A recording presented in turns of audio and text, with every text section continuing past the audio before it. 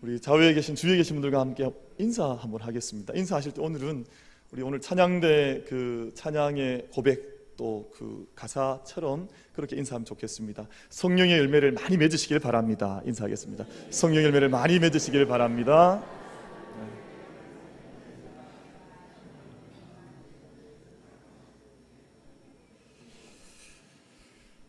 예, 저희가 오늘 3월 첫째 주일이기 때문에 같이 하겠습니다. 구호 준비. 야분 원래 운동회 할 때 하시는 거고요. 우리는 다 작전 짠 게 있는데 저희가 한 달이 지났기 때문에 벌써 이렇게 뭐 한 수십 년이 지난 것처럼 저희가 아마 느껴질 수 있는 것 같아요. 우리 구호 준비하면 우리 지난번에 어떻게 약속했냐면 주님 이렇게 하기로 했습니다. 기억나십니까? 지금은 봄이고 그때는 겨울이었기 때문에 잘 기억이 안 나실 수 있습니다. 제가 다 이해해 드리겠습니다. 구호 준비. 우리는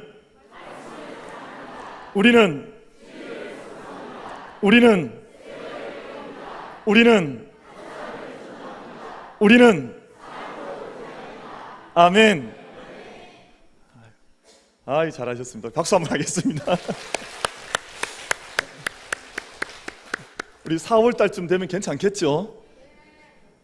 제가 근데 이렇게 봤더니 저는 저를 다 보시는 줄 알았더니 다 눈이 옆으로 가 계신 거예요. 눈이 저를 보시고 하셔야지 뭐 옆으로 다 이렇게 가셔서 우리 한 4월쯤 되면 편안하게 우리 함께 구호하실 수 있도록 그렇게 기대하고 있겠습니다. 저희 오늘 찬양 너무 감사합니다. 찬양 감사드리고 한 일주일 매일 나오셔서 연습하셨습니까? 저 오늘 들으면서 이렇게 같이 찬양에 참여하면서 매일 연습하신 것 같다 하는 그런 느낌 받았습니다. 우리 대장님, 또 반주자님, 또 우리 주의자님 모든 대원 한 분 한 분, 또 우리 오케스트라 같이 또 늘 연주 또 수고하시는데 우리 앞서 수고하는 우리 일꾼들, 그리고 우리 또 사실은 보이지 않는 일꾼들도 많이 계세요. 오늘 특별히 장로님께서 우리 구석구석에 계신 모든 분들 위해서 같이 또 대표 기도 때 기도해 주셨는데 뭐 주방, 주차, 방송실도 참 어렵습니다. 제가 이렇게 성격이 좋아 보입니까? 제가 이렇게 좋아 보이지만 사실은 제가 좀 까칠한 데가 있습니다. 그래서 제가 방송에 좀 문제가 있으면 늘 이렇게 뭐라 그래요. 그래서 좀 잘해라 그러고 뭐 이렇게 제가 뒤에서 보이지 않게 좀 이렇게 좀 못 살게 굽니다. 근데 보이지 않는 곳에서 늘 수고하고 그러시거든요. 우리 교회 모든 곳에 보이지 않게 수고하는 우리 일꾼들, 또 저는 우리 청년들도 감사해요. 왜냐하면 청년들이 지금 우리 예배 가운데 2층 우리 중층 오른쪽 끝쪽에 청년들이 앉아서 주로 예배를 드리는데 사실은 오후에 찬양 청년 예배가 따로 있는데 또 우리 어른들과 늘 함께 예배를 힘써 드립니다. 우리 교회 안에 사실 함께 격려해야 될 식구들 너무너무 많은데 우리 자신에게든지 또 우리 성도님들께든지 우리 같이 격려와 사랑의 박수 한번 드리도록 하겠습니다. 같이 한번 박수하겠습니다.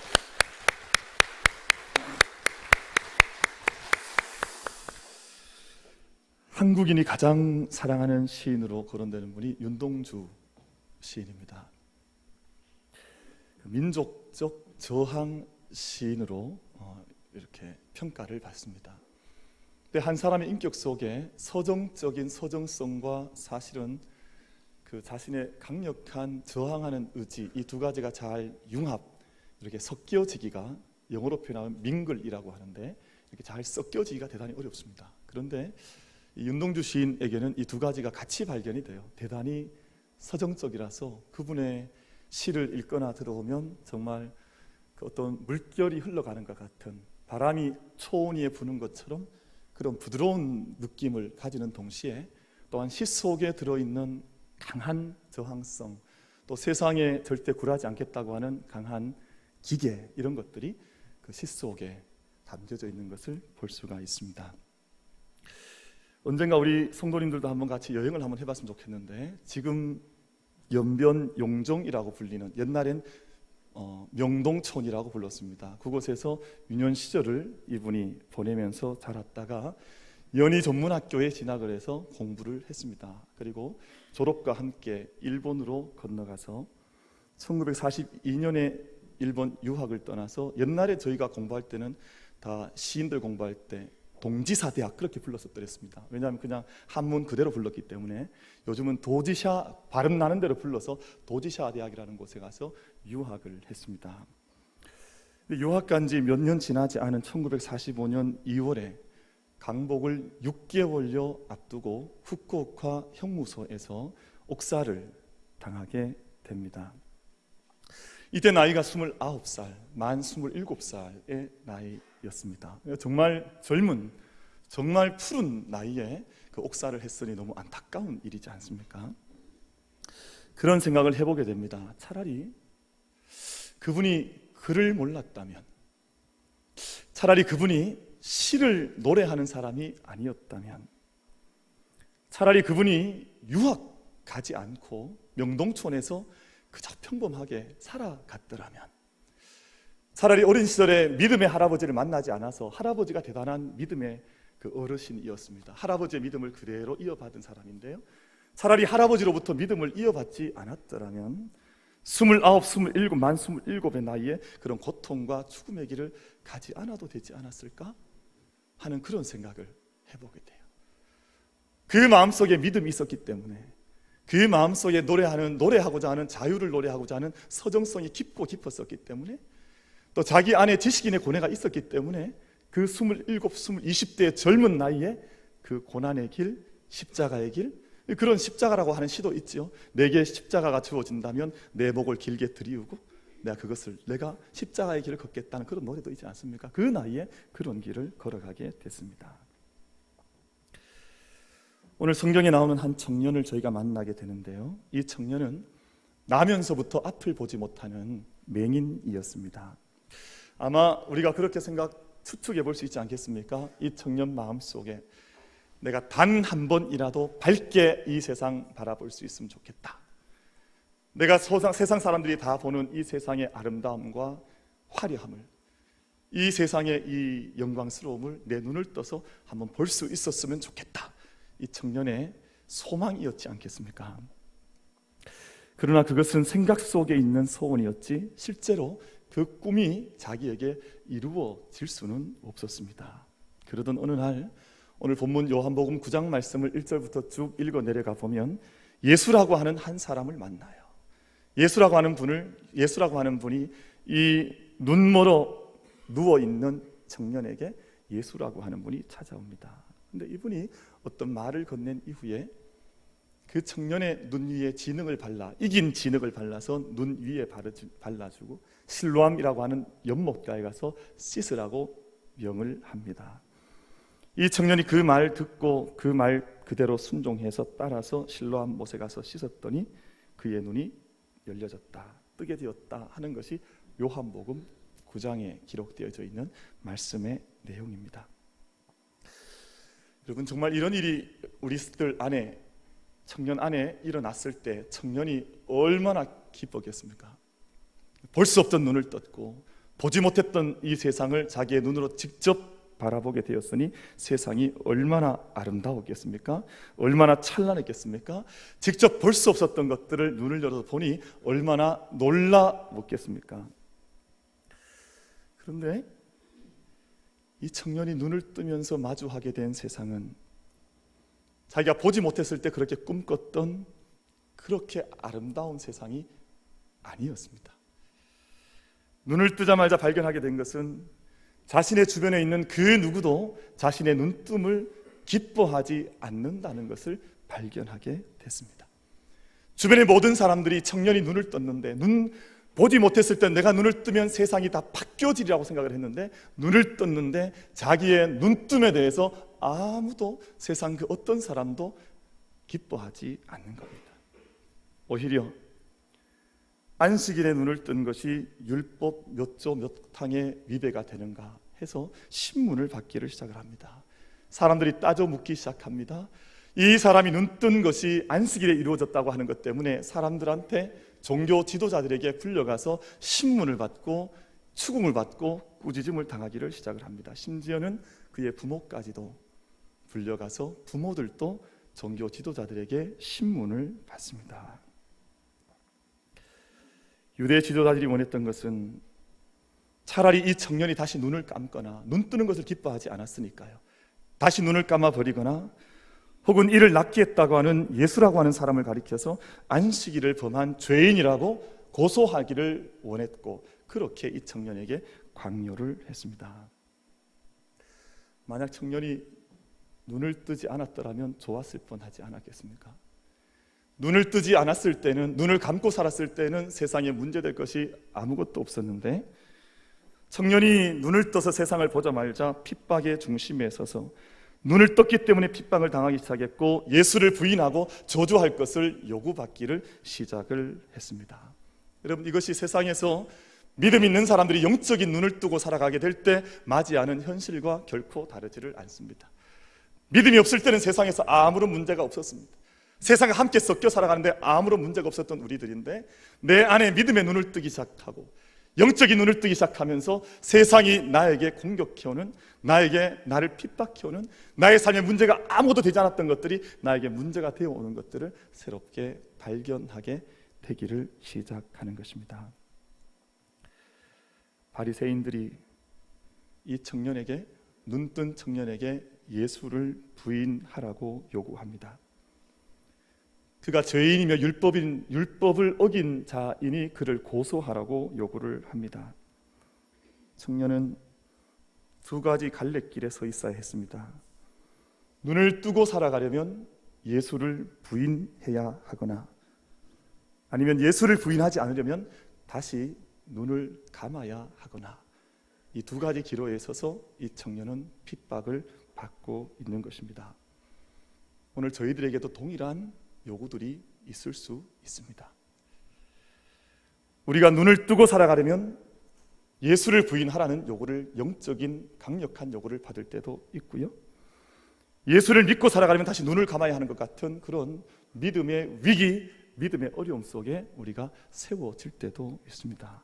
그런데 오늘 본문에 나타나는 이 청년이 어떻게 했는가를 묵상하려고 합니다. 이 청년은 내가 눈을 차라리 뜨지 않았으면 좋았을 뻔했다, 자기의 눈 뜬 것을 후회하지 않았습니다. 내가 차라리 눈을 뜨지 않았으면 좋았을 뻔했다 말하지 아니하고, 자기 자신에게 전해진 빛과 구원의 말씀 붙들고 눈을 감지도 않고 예수를 부인하지도 않고 자기의 믿음의 변화의 길을 계속해서 꾸준하게 걸어가는 모습을 본문에서 우리에게 증언해 주고 있습니다. 이 청년이 그렇게 할 수 있었던 이유가 있는데요, 그 청년에게는 이 세상에 지금까지 한 번도 살아오는 동안 생전에 들어보지 못했던 주님의 음성을 듣는 영적인 들음, 주님의 음성에 대한 들음의 경험이 이 청년에게 있었습니다. 이 청년이 예수님의 음성을 처음 듣는 장면이 본문 9장, 요한복음 9장 3절 어간에 기록이 되어져 있습니다. 제자들이 예수님께 묻습니다. 이 사람이 맹인으로 난 것이 저의 죄입니까? 누구의 죄입니까? 자기 때문입니까? 아니면 부모 때문입니까? 하는 질문을 던지게 됩니다. 제자들이라 할지라도 이런 질문을 던집니다.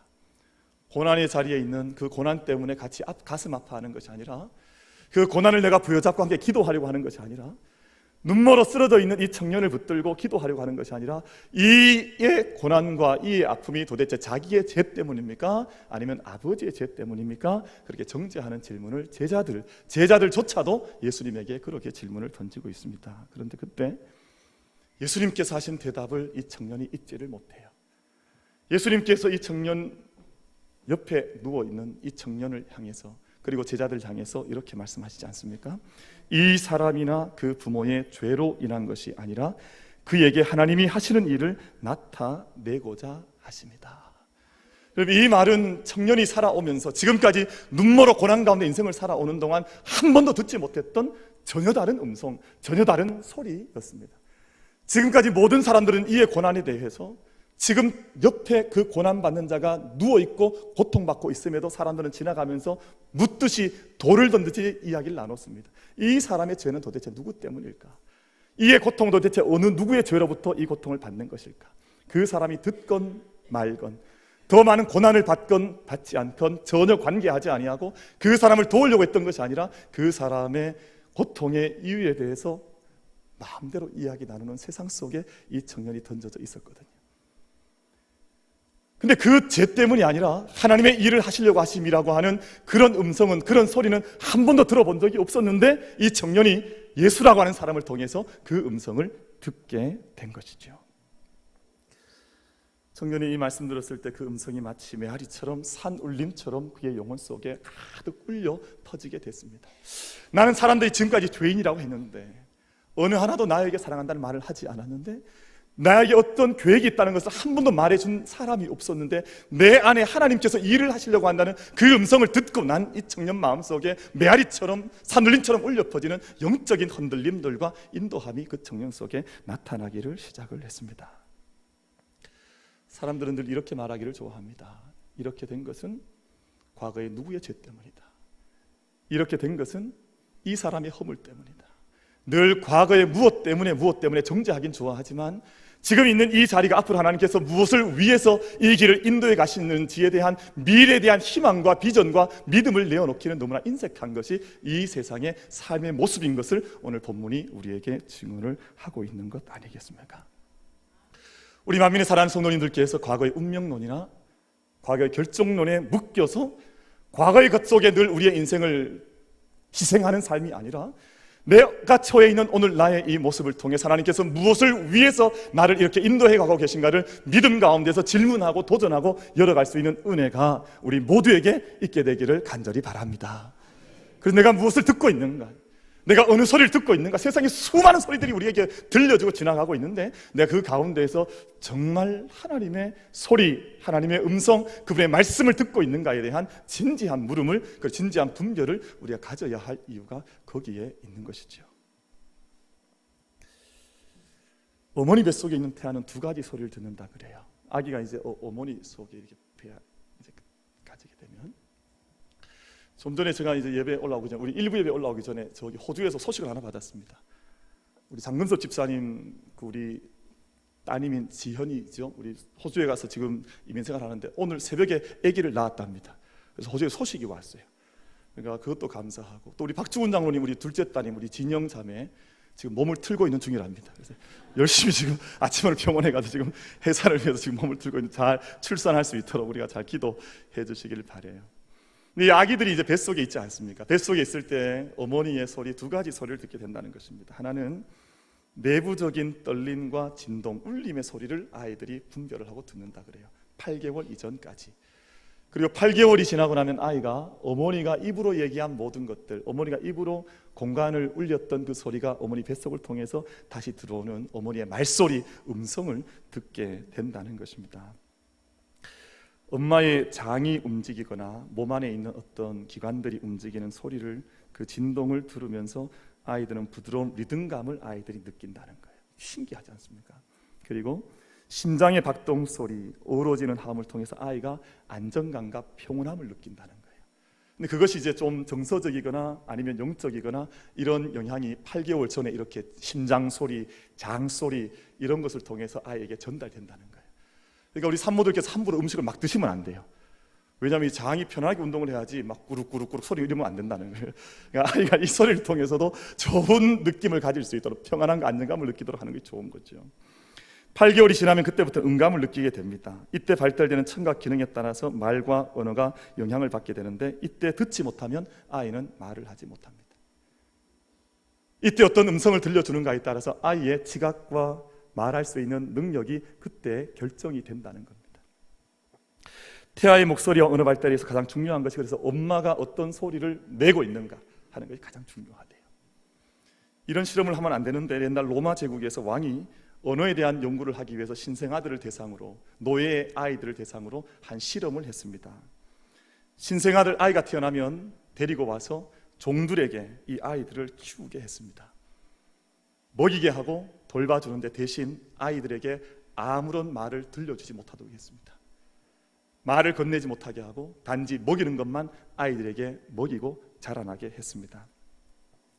그 아이들이 몇 년 잘 자라갔는데요, 3, 4년이 지나도 아이들이 아무런 말을 하지 못합니다. 듣는 바가 없기 때문에 아이들이 말을 할 수 있는 능력을 잃어버리게 된 것입니다. 아이들이 성장한 후에도 목소리를 낼 수 없었고 지능은 떨어져갔고 사춘기 정도를 맞이할 때 아이들은 죽어갔다 하는 실험의 결과를 얻었습니다. 듣지 못하면 사람은 살아갈 수가 없습니다.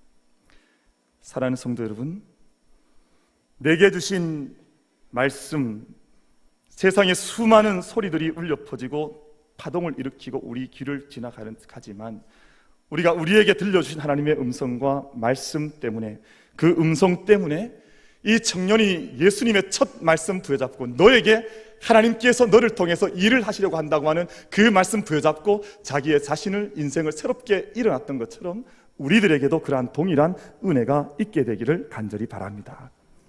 내가 듣는 것 너무 좋아하죠. 너무 중요한 것입니다.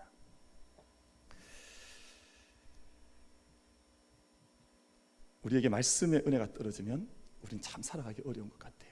저도 늘 목회하면서 경험하는 것이 그것입니다. 제가 며칠 전에 여기 옆에 대백마트에 갔다가 물건을 사려고 하는데 아이들이 막, 조그마한 아이들인데 초등학생 3, 4학년 이렇게 된 아이들인데 지나가면서 자기들끼리 하는 이야기를 들었어요. 뭐라고 이야기하는 거 하니, 이야, 너무 뛰어서 땀을 막 흘렸더니 당이 떨어지는 것 같다 이러더라고요. 제가 깜짝 놀라서 무슨 아이들이 당이 떨어지냐, 아이들이 할머니한테 그 얘기를 많이 들었나 봐요. 뭐 누구한테 들었는지 모르지만 내가 운동을 너무 열심히 했더니 당이 떨어지는 것 같다 그러면서 초콜릿 막 고르고 이러더라고요. 제가 참 신기해서 한참 웃었습니다. 우리 안에 있는 에너지원들이 떨어지고 나면 아이들이 그런 얘기하는 것처럼 잘 살아갈 수가 없습니다. 근데 왜 우리가 이 세상에서 참된 생명의 능력을 잃어버리고 살아가냐 하면 하나님의 말씀을 가까이 하지 않거나 말씀이 내게 주신 그 말씀을 내가 온전히 꽉 붙잡지 못하기 때문에 우리가 정말 하나님 기뻐하시는 사람다운 삶을 살아가지 못할 때가 많이 있습니다. 저희 이제 말씀 읽기 운동하자 그러고 우리 말씀을 사랑합니다. 그리고 이제 저희가 이제 캠페인을 하고 한데 저는 참 감사한 것이 지난 2월 말까지 일독을 마쳤다는 분이 6분이 이제 교회 보고를 했습니다. 너무 감사하잖아요. 6분이 이제 보고를 하는데 한 분은 또 그 중에 한 분은 4독을 끝냈대요. 야, 벌써 이제 2월의 마지막이 오는데 4번을 다 읽으셨다는 거예요. 너무너무 감사해요. 제가 나중에 어쨌든 저희가 다 이렇게 보고를 받고 나서 한번 격려 차원에서 같이 소개도 하고 했으면 좋겠는데, 그럼 우리가 함께 말씀에 대한 관심을 함께 놓쳐버리면 전체적으로 말씀에 대한 관심이 떨어져 버립니다. 그러니까 말씀을 누군가가 읽기 시작하고 그 말씀의 능력이 나타나기 시작하면 함께 말씀의 운동이 일어나게 되는 줄로 믿습니다. 이 재단 가운데, 우리 교회 가운데 하나님 말씀을 듣고자 하는, 그래서 말씀을 읽을 때 어떻게 읽으셔야 되냐 하면 이 말씀이 나의 객체가 되면 안 됩니다. 내가 이 말씀을 읽고 있는데 내가 주체가 되고 이 말씀이 객체가 되는 것이 아니라 내가 이 말씀을 읽어나갈 때마다 이 말씀이 주체가 되어서 내게 말씀하신 하나님의 음성을 이 말씀을 통해서 듣는 그 훈련과 그 방법대로 말씀 앞에 서는 우리 모두가 될 수 있게 되기를 바랍니다. 그래서 이 말씀을 읽을 때요, 내가 일독했다 이것이 아니에요. 내가 일독한 것이 아니라 하나님께서 이 온 말씀을 통해서 내게 66권의 성령을 통해서 내게 말씀하셨다고 하는 그 고백이 우리들 가운데 깊어질 수 있게 되기를 간절히 바랍니다. 그것이야말로 말씀을 읽어나가는 진정한 방법이 되지 않겠습니까? 그런데 오늘 본문 말씀을 보면 이 청년을 예수님께서 고쳐주시는데 그냥 말씀으로 턱하니 고쳐주시면 좋을 텐데 그렇게 하지 않으시고 침을 뱉으셔서 진흙을 이개어셔서 그 청년의 눈에 붙여주십니다. 그리고 그 눈에 붙은 진흙을 실로암이라고 하는 목가에 가서 씻으라고 말씀을 하십니다. 저희가 질문 던져볼 수 있죠. 왜 주님께서 그냥 말씀으로만 해도 고치실 텐데, 바디메오는 그렇게 말씀으로 고치셨잖아요. 말씀만으로 고칠 수 있는데 왜 굳이 실로암까지 가서 그 눈에 진흙을 붙여서 이 눈을 뜨게 하셨을까 질문 던져볼 수 있습니다. 하나님께서 우리에게 때때로 메시지 주시기 원하시는데요, 이 세상의 사람들이 하나님께서 뭔가를 보여주심을 통해서 하나님의 메시지를 던져주시려고 할 때가 있습니다. 왜냐하면 사람들이 너무나 어두워져 있어서 우리가 보는 것들을 통해서 하나님의, 우리가 듣는 말씀도 있지만 보는 말씀도 있다고 하는 것을 하나님께서, 주님께서 가르쳐 주신 겁니다. 때로는 선지자들이 몸으로 하나님의 말씀과 마음을 표현했던 적이 있습니다. 호세아 선지자는 하나님께서 고멜과, 그 음탕했던 고멜과 결혼하게 하셨습니다. 그걸 이스라엘 백성들이 다 보게 하셨습니다. 세상이 타락했고 어두워져 있지만 내가 너희를 이렇게 신랑과 같이, 신부를 사랑하는 신랑과 같이 내가 너희를 사랑하고 있다고 하는 것을 보여주시기 위해서 호세아에게 고멜과 더불어 결혼하게 하셨습니다. 예레미야 선지자에게는 옹기장이 집에 찾아가게 하셔서 옹기장이가 옹기를 들고 깨뜨리는 것을 직접 몸으로 체험하게 하셨습니다. 왜냐하면 세상이 믿음 가운데 바로 서 있지 않으면, 말씀 안에 서 있지 않으면 언젠가 이처럼 심판대 앞에 설 수밖에 없고 끼어들 수밖에 없는 인생인 것을 보여주시기 위해서 그런 영적 퍼포먼스를 하나님께서 행하게 하셨습니다. 히랍의 철학자였던 디오게네스는 대낮에 등불을 켜고 들고 다녔다고 하지 않습니까? 태양이 중천에 떠 있는 그때 등불을 들고 온 에베소 동네를 향해서 뛰어다녔다고 그러지 않습니까? 왜냐하면 대낮에 등불을 켜야 할 만큼 세상이 어두워져 있다고 하는 것을 보여주기 위한 하나의 퍼포먼스였습니다. 청년의 눈에 진흙이 발라진 것은 청년이 그 모습 보도록 하기 위한 것이 아니었습니다. 이 세상에 살아가는 사람들, 특별히 종교 지도자들, 바리새인들, 사두개인들, 당시의 유대 지도자들, 나는 본다 자랑하는 그 사람들의 눈이 얼마나 어두워져 있는지를 그 청년의 모습을 통해서 세상이 보도록 하기 위해서 예수님께서 그 청년의 눈에 진흙을 발라주신 것입니다. 여러분, 가만히 말씀 묵상해보면 청년은 이 일을 부끄러워하지 않았습니다. 내가 볼 수 없는 것이 부끄러운 것이 아니라 도리어 보지 못함에도 불구하고 본다고 생각하는 사람들이 오히려 부끄러운 것 아닌가 하는 마음 가지고 예수님 말씀 붙잡고 실로암가에 걸어가서 뛰어가서 그 눈을 씻고 세상을 다시 바라볼 수 있는 시력을 회복하게 됐습니다. 사랑하는 성도 여러분, 우린 내가 무엇이 약한지, 내가 어디에 병들어 있는지 일찍 발견하면 좋은 것 아닙니까? 그래야 빨리 고치고 빨리 수술해서 그것을 치료할 것 아니겠습니까? 자기의 보지 못하는 것을 본다고 생각하는 사람에게는 희망이 없습니다. 그렇게 해서는 하나님께서 원하시는, 기뻐하시는 믿음의 삶을 영광스럽게 달려갈 수가 없습니다. 사랑하는 성도 여러분, 오늘 내게 어떤 연약한 부분이 있든지 성령께 나의 연약함을 맡기고 의뢰할 수 있는 이 예배가 될 수 있게 되기를 바랍니다. 그리고 주님께서 가르쳐 주시면 그 위에 진흙을 바르든 주님께서 무엇을 붙여주신지 간에 그것을 내가 기쁨으로 받아서 나의 실로함, 우리의 실로함으로 달려가서 나의 연약함과 우리의 부족함과 우리의 아픔을 주님께 의뢰하여 씻어내 새로운 믿음의 자리에 세워지는 우리 모두가 될 수 있게 되기를 간절히 바라겠습니다. 그래서 오늘 제가 그런 은혜를 함께 구하셔야 됩니다. 주님, 저의 약점, 약한 것은 어디에 있습니까? 제 질고는 어디에 있습니까? 나의 병은 어디에 있습니까? 주님께서 침을 뱉으셔서 진흙을 일계시면 그 진흙을 저에게 펼쳐주시고, 내 마음의 연약함이 있든 내 영혼의 연약함이 있든 내 육신의 연약함이 있든 주님께서 붙여주시면 기쁨으로 알고 나의 실로함으로 달려가겠습니다. 함께 기도함으로 그렇게 주님 앞에 우리의 믿음을 올려드릴 수 있는 이 예배, 이 자리가 될 수 있게 되기를 간절히 바라겠습니다. 눈을 뜬 이 청년이 핍박을 받는 동안 새로운 삶, 새로운 믿음의 길을 경주에 달려나가기 시작했습니다. 이 청년이 분명하게 알고 고백하는 것 한 가지가 있었는데요, 하나님의 은혜가 나에게 임했고 내가 변하여 새 사람 되었다고 하는 확고한 믿음이 이 청년 속에 있었습니다. 내가 당신들이 아는 것처럼 율법의 낱낱 모든 조항과 항목을 다 알지 못하나 내가 분명하게 알고 있는 것 한 가지가 있는데, 내가 분명하게 체험한 것 한 가지가 있는데, 내가 눈을 떠서 지금 보고 있다는 것, 이것만은 나에게 확실한 것입니다. 청년이 그렇게 사람들에게 고백해 나가기를 시작을 했습니다. 사랑하는 성도 여러분, 2000년 밀레니엄이 바뀔 때 사람들이 얼마나 큰 기대와 환호성과 축제를 벌였습니까? 또 얼마나 16년이 지난 동안 또 얼마나 세상이 급변해 왔습니까? 이제 뭐 이세돌군과 또 뭐 알파고가 이제 인간과 기계가 이제 바둑을 대국을 뜬다 그러지 않습니까? 사람들은 눈을 감아도 자동차가 혼자 운전한다 그러지 않습니까?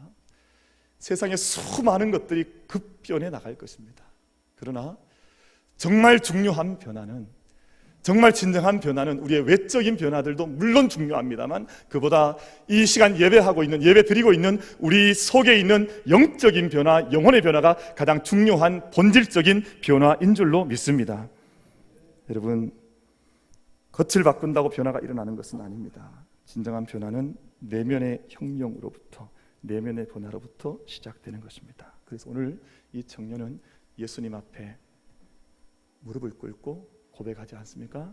내가 믿나이다 하고 절을 했다 그랬습니다.